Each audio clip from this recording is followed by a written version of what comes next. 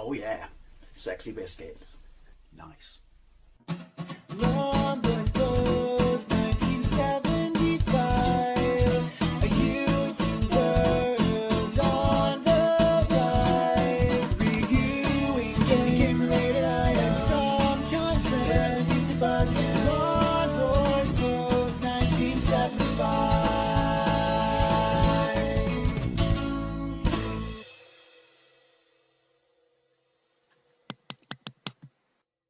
Hey YouTube, Longboys Post 1975 and welcome to the random vlog. No ticking clock this room for you if you don't like ticking clocks. This is officially, as we speak, the coolest room in the house. I'm absolutely done with this hot weather. I mean, it's September for God's sake. Can we seriously start getting down and preparing for winter? My favourite time of the year.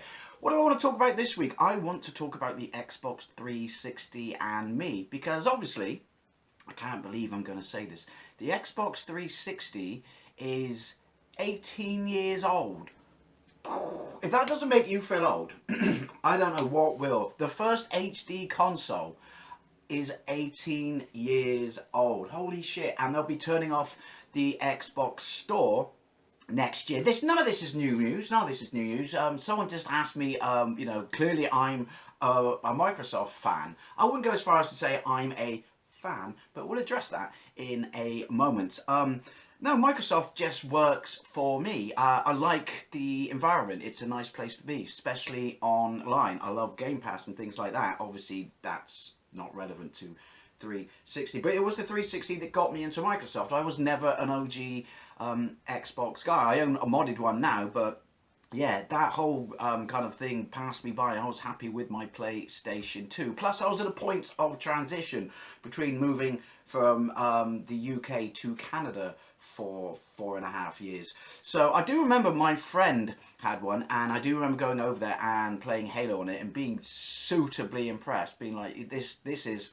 this is pretty damn tasty, graphically amazing. Didn't do amazingly. Obviously, it created Microsoft's footprint on the environment, if you will, because am I right in thinking that the conspiracy theory goes that they sold it, made it, launched it as a loss? The whole thing, I mean, it was a pretty spiffing console and did some absolutely amazing things, you know, like being online and stuff like that, and graphically was absolutely fantastic. I mean, it was basically a PC, wasn't it?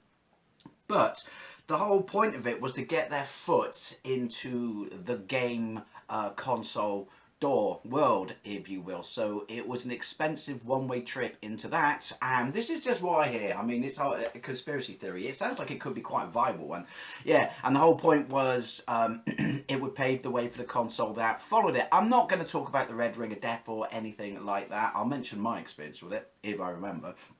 I'll do it now. It red ringed once, but it was a hard drive error and nothing else, which is amazing, which I will talk about in a moment when we get to how and when I bought my console. But yeah, this isn't about the Red Ring of Death. Everyone knows about that, and they know about that. Like, because Microsoft had such deep pockets, they could weather that out, and essentially only just dropped off towards the end of being the most successful HD console of that generation, because the most successful console of that generation was the Wii. I know, talk about just nailing it, but I've talked enough about that in other videos. So also I want to say, when people say like, you're a Microsoft boy, I'm a guy who likes the way certain stuff works, and if it's familiar and it's comfortable and they nail the way it works, which I perfectly think Microsoft have done with their whole environment and online and Xbox Live and stuff like that, and particularly Game Pass, then I will stick with them. There is no loyalty from me. I hate when I first got my Xbox One. Bunch of people in the comment section got that late. We'll talk about when I got this in a moment. I'm all over the shop. I am worried about that. It's a Wednesday vlog. But you get people in the comment section who are PlayStation and fanboys. They're PlayStation fanboys, and they say, "How? So you bought Microsoft? You backed the wrong horse. Should have got a PlayStation. Enjoy those exclusives." Grown adults who are fanboys who behave like 12-year-olds in a playground war, you know, and saying shit like that, and vehemently fanboying up and defending a console or a brand, it's just fucking sad, right? Because do you think that Sony gives a fuck about your loyalty? I mean, PlayStation Plus, Case and point. Do you think they give a fuck about their loyalty? Do you think they give a fuck about you defending them? They give two fucks only about your money, and they won't give you any respect for that either. And before you all say it, I'm fully aware that Microsoft treat their customer base the same. These are big businesses. They're here to make money primarily off their software, not their consoles. But when you get to that level of fucking childedness, you know what I mean. Being a fucking child in defending these big corporates, it's pathetic. So yeah, I like Xbox. It may change in the future, it may not. But that's just it. It's just the way they work. If someone else comes along and says, hey, we've nicked Microsoft's operating environment and made it even better, I probably will jump ship. Anyhow, right, so I first experienced the 360 when I was still living in Canada. There was a Bay department store next to my office. And you could go all the way down the elevator in my office to the underground city, and then literally just walk across the road underground. So walk under across the road and then go up into the Bay. And one of my mates was saying, they've got an Xbox 360, they got an Xbox 360. And I remember over the previous 2 years hearing things about this, but not really much, and didn't really know what to expect. And a few of my mates in Canada had OG Xboxes, and they were all hacked. That bit I was particularly impressed with. So I was kind of interested in what this was. Did not know what it looked like at this point. Hadn't seen anything online, probably because I wasn't looking for anything online. And we went up to the technical store, computer store, electrical store, whatever it was in the Bay. And it was, excuse me, just had breakfast, cheese and ham toasty. And it was coming up to Christmas. And it's weird because no one was in this part of the store. It was quite empty, which made it a kind of interesting experience within itself. And we were walking around, and then they had this tiny little section, and it was all blue neon lights and glass cases. It wasn't actually on display. It wasn't out at this point. This is the point I want to make, why it impressed me. It wasn't out. And there was an Xbox 360 in a case, stood upright. In fact, I don't know anyone who ever ran it sideways. I heard that was the better way to run it, but I always ran mine upright and I never got any problems. Anywho, so there it was, and it was weird because the first thing I said to my mate was, it's a bit fucking big, isn't it? And he goes, it's huge. And he referred to it as Xbox 1.5 because he always thought that it didn't seem to be that much of a more impressive leap over anything else. Neither of us have played it at this point. And yeah, I just remember thinking, yeah, it's a bit big and it's a bit ugly, but this is the future, is it? I mean, original OG Xbox 360s, that was a mouthful, probably the wrong correct descriptive term, weren't even HD. I mean, there was an HD model available on launch, was there? I'm assuming there was, because that's the whole point of this. It was, that generation of console. Microsoft knew that PlayStation 6 was coming, and this is why they rushed it out. Excuse me, Windy popped as well now. So, yeah, so it must have been, HD available at the time. I actually knew one person who had the non-HD version, but couldn't you run the non-HD version on component cables? Again, these are all things I don't know. And that was it. And obviously it was released, and I can remember walking home, when I was walking home above the city one day, because it was snowing, and it never snows in England, so I quite enjoyed that. And I saw outside the metro stations the adverts for stuff like Perfect Dark. And I gotta remember, I remember thinking, like, must be cool, man, because it was expensive. I don't know what it was. Was it like $499 Canadian? It was expensive, so there was no way I could get one. Plus, I was also happy with my PlayStation 2. Plus, I never buy consoles on launch, apart from the PlayStation 2 and a PlayStation 1. And near enough an Xbox Series S. Oh, and an Oculus. But apart from that, I never buy consoles on launch because there's never anything good available for it. There's only like one, if you're lucky, killer app. And I'm assuming that was Call of Duty 2 on this, because I played it, obviously, years later. That was the only one of the so-called launch games I was particularly impressed with. Perfect Dark was just a letdown to the franchise, and a bit pants, really. Anyway, so that was it. Never bought one. Went back to the UK late 2006. Not by my choice, I can tell you. And yeah, and for the first few months, I had a GameCube. And then the Wii was launched. This is relevant. The Wii was launched that Christmas, And it was the next Christmas where I got a Wii because you still couldn't get them for love or money. Someone's dared me to get a Wii saying you couldn't get one, so I went downtown and got one that day. With the intents of selling it, but I opened it and I played it and I quite liked it and fell in love with it. It's not a video about the Wii, but the Wii is a banger console. When people just say it's got nothing but shovelware on it, more than not, they've never fucking played one. There are some banging games on the Wii. Excuse me. I should stop doing vlogs just so I've had breakfast. And anyway, so yeah, I was perfectly happy, really happy with my Wii. Like I was absolutely loving it. Then I moved from the day shift to the night shift where I was at work and started hanging out with new people. And I'll go over this guy's house, you know, a couple of days a week. And him and his brother both owned, and the other housemate all owned Xbox 360s. Both my brothers owned PlayStation 3s, and I'd never played on them, but I'd seen them and I was like, yeah, this looks pretty good. This is something special and stuff like that. But that was still relatively expensive because this would be around about 2008 and then into 2009, which is when I got mine, when I was hanging around with these guys. And I loved it. I the whole, again, the infrastructure and the system, the environment, I should say, of Xbox. Because back then, UK Xbox had those two kids, didn't they?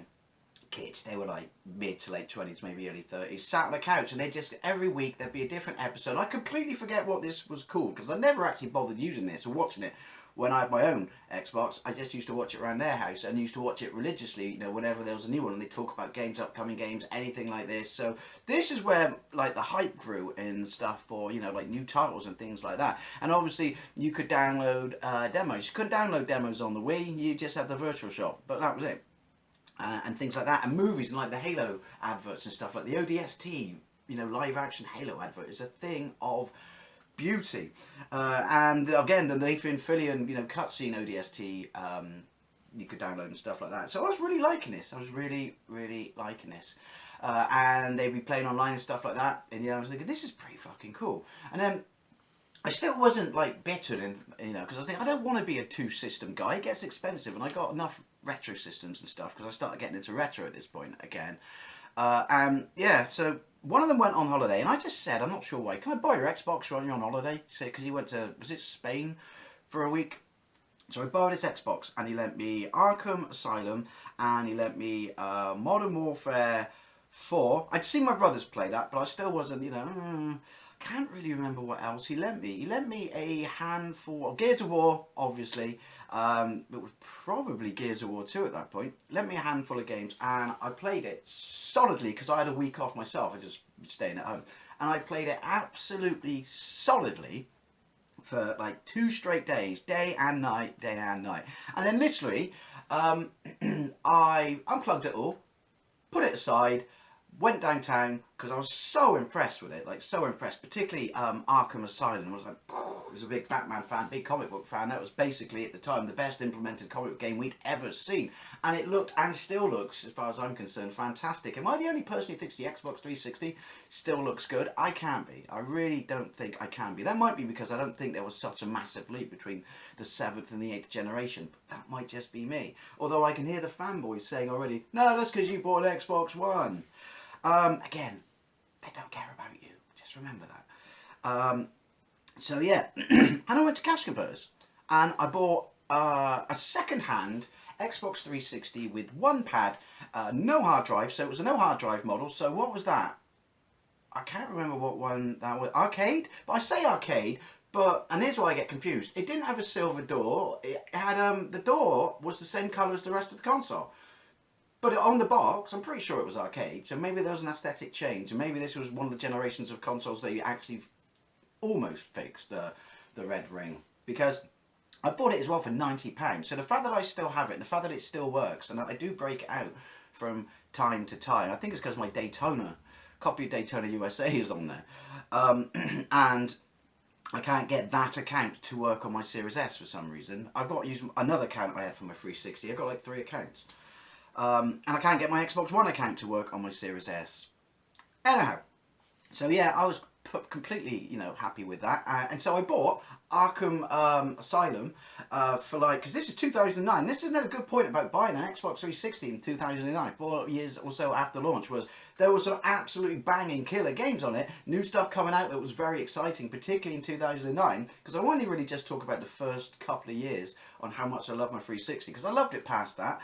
I mean, obviously I had it well into the 8th generation. I didn't get my Xbox One until 2017, so another 4 or so years after launch, and it kind of worked out the same with, you know, good games out, and also loads of second-hand games, and you could play a game off the disc without a fuck off massive update. I mean, most games had a fuck off massive update, but you could play it off the disc, and so obviously you'll still be able to appreciate this generation many years into the future. Just some games will be horrifically broken, but they're still playable off the disc. Oh, I miss those times. And I was a bit disappointed when you installed it to hard drive. I thought it was going to give me absolutely amazing loading times. No, it didn't. It just stopped it sounding like a fucking helicopter taking off, didn't it? You could hear my Xbox 360 in the room I was in at the time, in the front hall, when you came in from like home from work or going out with stuff. You could hear it on the floorboards if it was on. Obviously, I didn't leave it on all day when I was at work. I'm talking about other people commented, and so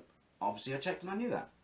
Anyway, so £90 second-hand Xbox 360, never red ringed, just did that one hardware error, but not console error. So, and I think it's because, to be fair, I spilled beer in the hard drive, which sucked because that hard drive had Scott Pilgrim versus the World, obviously before it was released again. And people were selling those hard drives online. Anyway, so Call of Duty as well, Modern Warfare. I wasn't as apeshit about it as everyone else was online. I never was, but it was just a fucking shiny and fantastic and wonderful experience. It was amazing, and as was Batman, and the fact that there were cheap games everywhere. But more importantly, because of the time I spent around my mate's house, and I was still going over because now I was in the cool club. Shut up, fanboys, I can hear you already. Yeah, it was brilliant because this was my first, HD console. Obviously, there are only 2 available at this point. And it was, I'm just like graphically blown away. I never, I still played my Wii, still bought games from my Wii, still love my Wii, still love it to this day. But I'm not going to lie, all these graphics were just blowing my head off. And thanks to these 2 kids, again, if anyone can remember, we used to watch weekly on Xbox 360. Excuse me, and experiencing Xbox Arcade and shit like that, and live. Having to buy a subscription to not use your console for free online, unlike the Wii, was a bit sucky. I used to buy, I never used to do it in like months or anything like that. It just usually used to, suck it up and pony it up all in one go, so I wouldn't have to worry about it. Excuse me, Windy Pops. The next year. But to be fair, I never really minded as such paying for it, because when I did see what my brothers had to put up with on their PlayStation 3, which wasn't, unbearable or anything like that, I just thought, yeah, Microsoft have nailed this. Again, comes back to what I like, what is comfortable for me. They've nailed this. So I use that to some degree to take a pinch of the pain away, because no one should have to pay for online. It should be a basic fucking human right. But it was the excitement of all the upcoming games. Because those guys were big Halo fans, they taught me into buying ODST on launch, and it's a fucking fantastic game. The proper nods back to Halo 3 in it are better than the kind of stealthy walk around in the dark parts of the game. But again, that was my first experience of Halo, to be fair. Which is not really a full true Halo game. Well, it kind of is, but it kind of isn't. But just the presentation and stuff like that, Nathan Fillion, because big Firefly fan, that was, it was just amazing. It was utterly fantastic. Thoroughly enjoyed that. And this, back then, I'm terrible at this now. I completed games. Like, I sat down and completed them. Obviously not all in one go, but unless they were piss easy, like Terminator Salvation, but I bought that years later. That's not part of this discussion, because it was like £3 in a pink planet, and it was there for the achievements because it's so easy and short. Anyway, once I got to my Xbox One, the number of games I would complete on that kind of dropped to about 45%. Just got bored and traded them in. But maybe because of the big impression the 360 made on me, because it was the first time I was experiencing at home, 360 HD graphics, that it made me want to persevere. It was still new. I was still lapping it up, even though it was 4 years old. Then the other game, and obviously I was sucked into the Call of Duty, because it was something special back then. It really was. It isn't now. It's garbage now, but it was then. And you generally look forward to the releases, and they were massive, massive deals. Those midnight releases, weren't they? I always got to bypass them because we sold the game where I worked. I could literally just walk in, bypass the entire queue, go right up to the end. Used to piss no end of people off, but they did. I work it. If you can't have some privileges where you work, what can you have? And these lineups were fucking huge back then, and I was super excited for Call of Duty 2. I pre-ordered it as soon as I found out it was coming out, like many people, because I was like, oh, I got an Xbox now. Look at me acting like I'm part of a family. But yeah, booked by the entire queue. Did this for loads of midnight launch games. Yeah, played the entire queue and just went, hi, oh, it's Dave who works it. And didn't even bother fucking taking your slip. Just gave you it. And then you just walk by and just go, laters.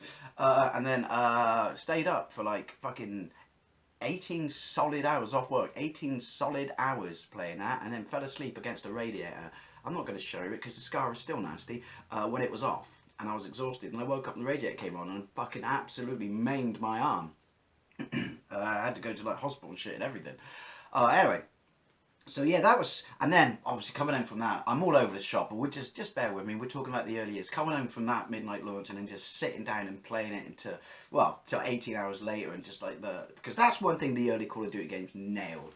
Was just the scope, the cinema of it all. You know, the characters, the voice acting was superb. You genuinely cared about the characters, like you know, Soap. And Price and stuff like that, and over the first 3 Modern Warfares, there was a genuine, brilliant, you know, overarching, you know, well laid out story. Pay attention, Disney, with your Star Wars shit. That's how you do it. You write it in advance. And obviously, they were extended because then there'd be Treyarch ones each year. And Black Ops, I fucking love Black Ops as well. Black Ops is my favourite Call of Duty game, just because we finally got to go to Vietnam. I mean, on the PC there probably would have been Vietnam games anyway, but yeah, not so much on the console. That was fantastic. But just the whole 60s aesthetic was absolutely amazing. I adored that game, absolutely adored it. I think that might be my first experience of zombies, because I bought World at War, which is still my favourite World War II Call of Duty game. It's still one of my favourite Call of Duty games. We're talking top 5 here. Possibly second only to Black Ops. Yeah, because it was so realistic, wasn't it? The hidden gems in there and stuff like that. When you reloaded the shotgun, if you only used one shell and stuff, and he put his thumb over it. Or am I the only person who noticed that? Yeah, that was amazing. But I got that after Black Ops. But Black Ops' first experience of zombies. But yeah, I generally enjoyed Black Ops immensely. I thought it was utterly fantastic. Another game that I pre-ordered off Amazon, and I was super, super excited and hyped to play. I couldn't give a shit. I haven't bought a Call of Duty game since Cold War, and I gave up through that about 5 missions in. In fact, I started losing interest immediately with the fucking stupid first driving mission. I'm just like, this is just the last good-ish Call of Duty game I played, obviously maybe there ones are better since then, I don't know, was the modern remake, the Modern Warfare remake, you know, not the HD one, not the HD, the reboot, you know, the 2019 one. I enjoyed that. I enjoyed the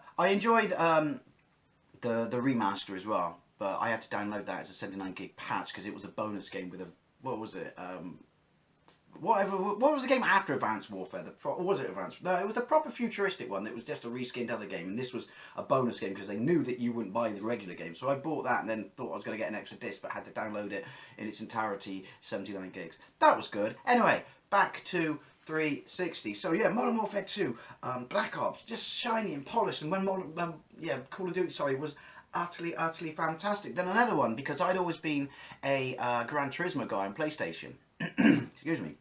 Really got to stop having breakfast before these vlogs. On PlayStation, and I stopped with Gran Turismo 3, which was absolutely fantastic. No, 4. Sorry, I did get 4. I had 4 in Canada. Because it had Van Halen as the opening title song.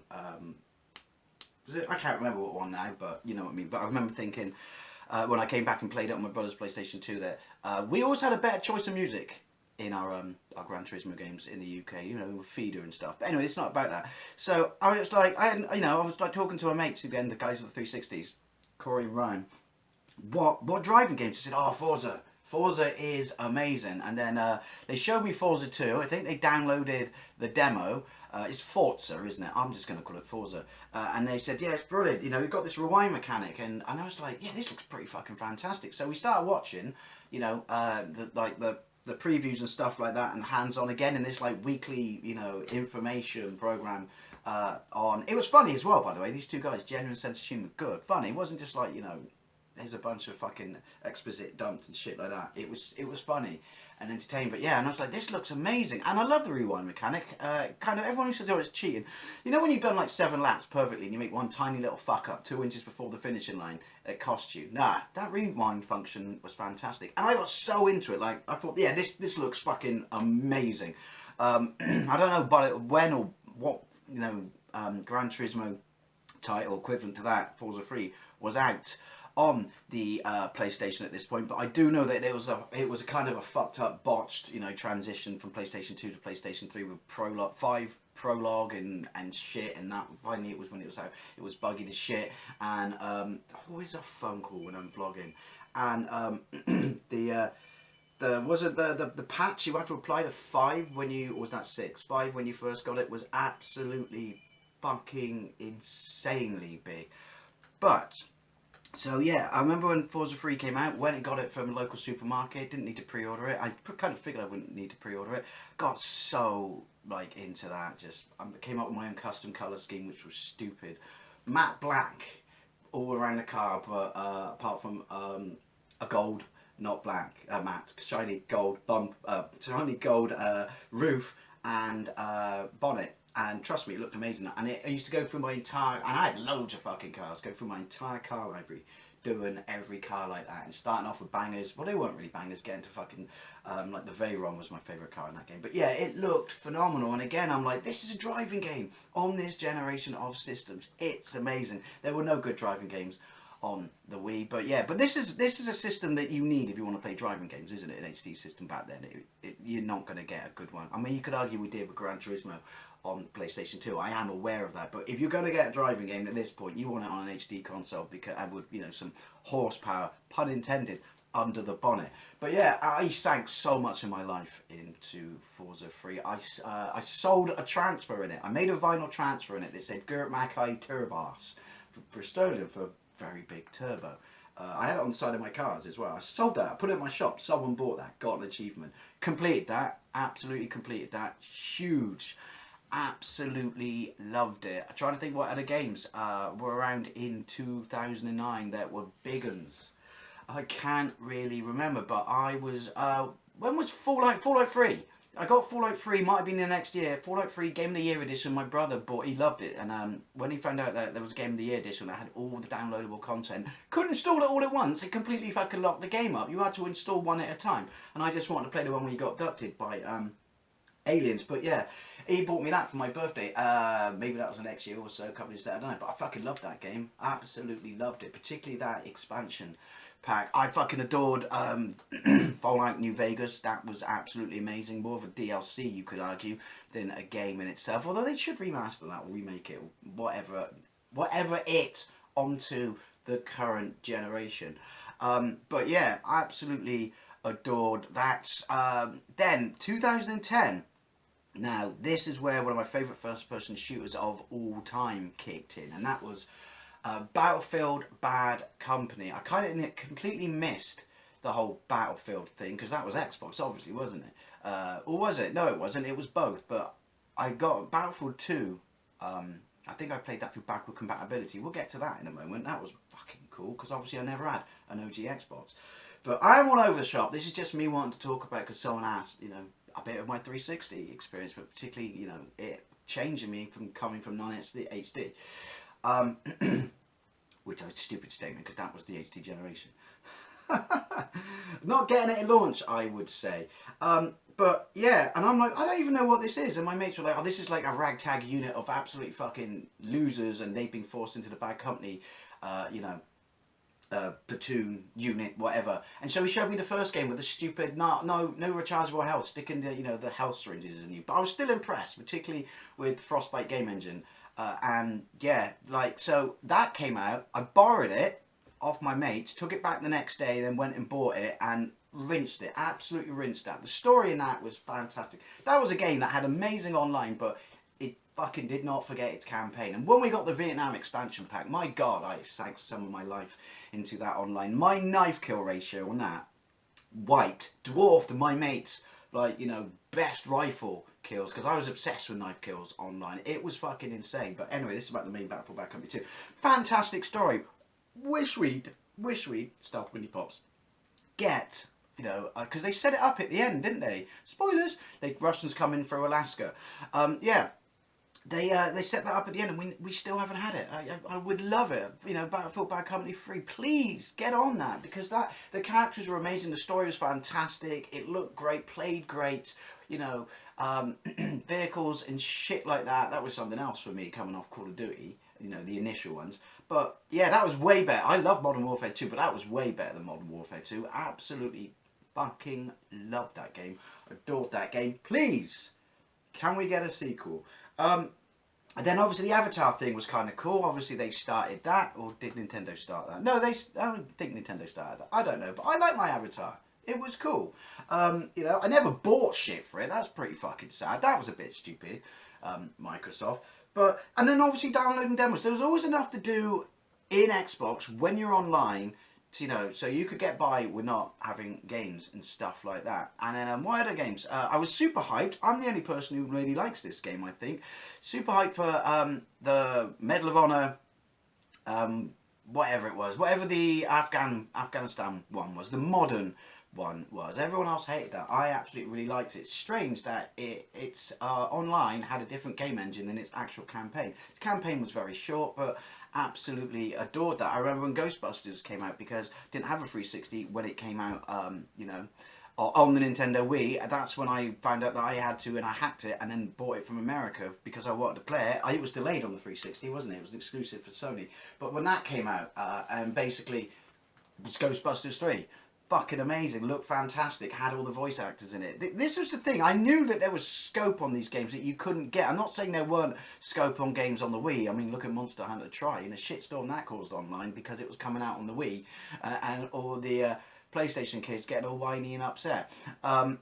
See, I had to deal with that shit even when I had a Wii. That was fantastic. I bought the Japanese one of that first, not sure why. Still managed to play it a bit, and then bought the UK one. That looked phenomenal. So Epic was on there, but Epic in HD, because you really did notice, didn't you? Let's be honest. When people say, oh, it didn't make that much of a difference. Yeah, it did. It did, really, didn't it?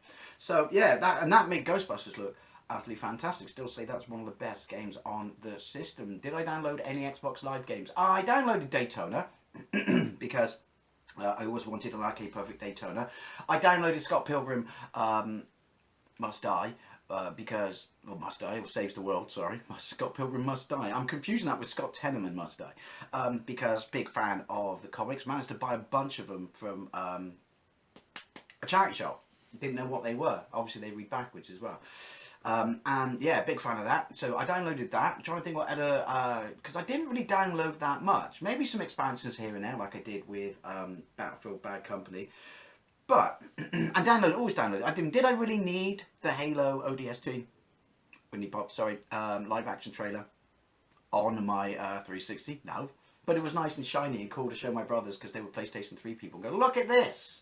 You got that? If you got that? If you got something that you can't play that just exists to be shiny and fantastic, but it's made as a movie? You haven't, have you? You haven't. Fuck me, 18 years ago. And then there was the backwards compatibility. Because I have an OG Xbox, as I said at the start of this video now. Obviously, it's modded. It's my second one. My first one died, but everyone should get an OG modded Xbox. Just the things you can do on it are utterly fantastic. So my only experience of games, who remembers that? We used to call them Xbox One games. Yeah, my experience of that was playing it through 360, and there was that site, I think it might be part of Wikipedia, which would tell you what ones worked, which ones didn't, and what was wrong with the ones that worked. But more often than not, well, I couldn't get Metal Gear to work, unfortunately. They were pretty decent. And that was a nice touch. I think backward compatibility was only added because there was no Halo game at launch, and they wanted you to still be able to play, because they knew people would still want to be able to play Halo 2 online. It's my understanding. But backward compatible games, I played on that. Punisher. Yeah, it was great to be able to buy OG Xbox games. That was the first time I played excuse me, Outrun 2006. Most of the time the games I did play, I can't remember any sort of issues, or maybe just musical issues. But yeah, playing that Outrun, that was absolutely fantastic. Did I play Mercs 2, World in Flames on there? I want to say I did, but that was the first time I played both Halo games, and realised that these were a big deal. These were amazing, and then subsequently have loved Halo ever since, and have bought every single Halo game ever since. Infinite's not that bad. That's all I'm going to say. It's not that bad. It pisses me off that every time I turn it on, I have a new patch. But to be fair, I get that with Cyberpunk. And also, I have a digital-only console. So, you know, let's be honest. I shouldn't really be complaining about downloads and shit like that. But I kind of, you know, jumped about all over the spot here. And this isn't really being in-depth and stuff like that. But that was it. I was incredibly late to the party with the 360. But it is hands down one of my favourite consoles of all time. I just think Microsoft nailed, apart from the hardware, obviously, initially, nailed every aspect about it once, you know, a couple of years in, and it was up and running. And the environment online, I still think everyone complained about the latest one, going, it looks exactly the same as it did on 1 and 1X. Yeah, because if it's not broke, don't fix it. And it is a fucking fantastic environment.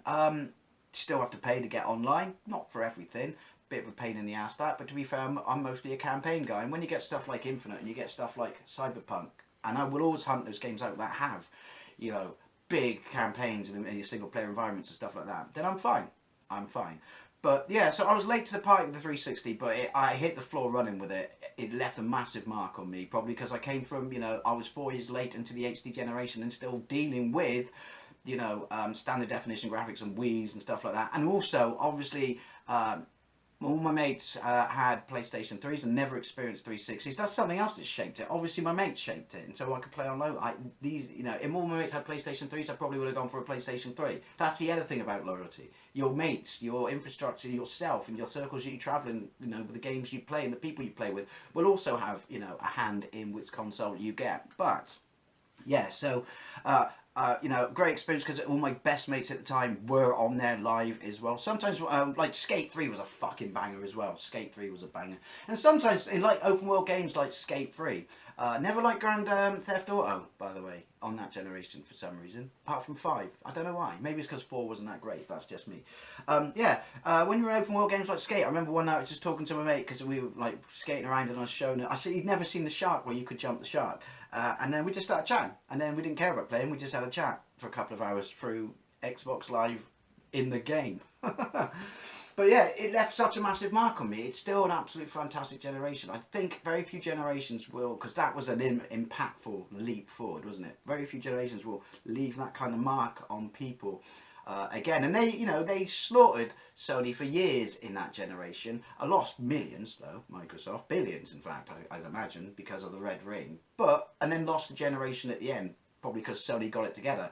I am aware of that, and stuff like, you know, The Last of Us, which was truly mind-blowing graphics on that generation. I can admit that over anything on the 360. I'm not saying it makes it look shit, but yeah.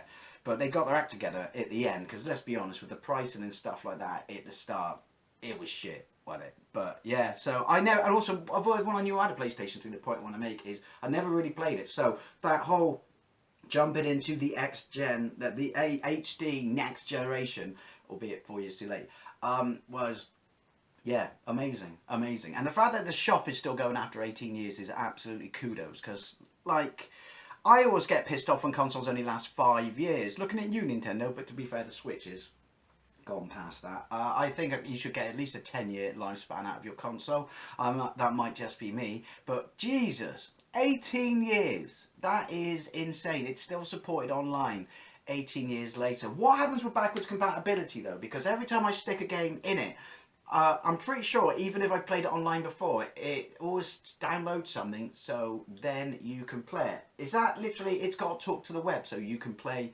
OG Xbox games? Does that mean that, I mean, you could argue, like, obviously the best ones, and I own all the best ones for my Xbox One, you know, are on there. But we are going to lose loads. But the point is, does that mean once the online side goes down and you have no true backwards compatibility on 360? I mean, that's a small thing, but it's a thing. But anyhow, this completely got away from me. How I got into Xbox 360 and the generation I absolutely loved, still love, amazing, 18 years old, and you know, some of the bangers of games I played. Anyways, always I'd love to know what you think, especially if that was your first next gen HD console. Or did you get it at launch? Were you like me? Did you wait? And ultimately it paid off a lot better, you know, second-hand games and shit like that. And would it go down with you as one of the best console generations ever? Anyways, always I'd love to know what you think. Thank you very much for watching, and I'll see you later.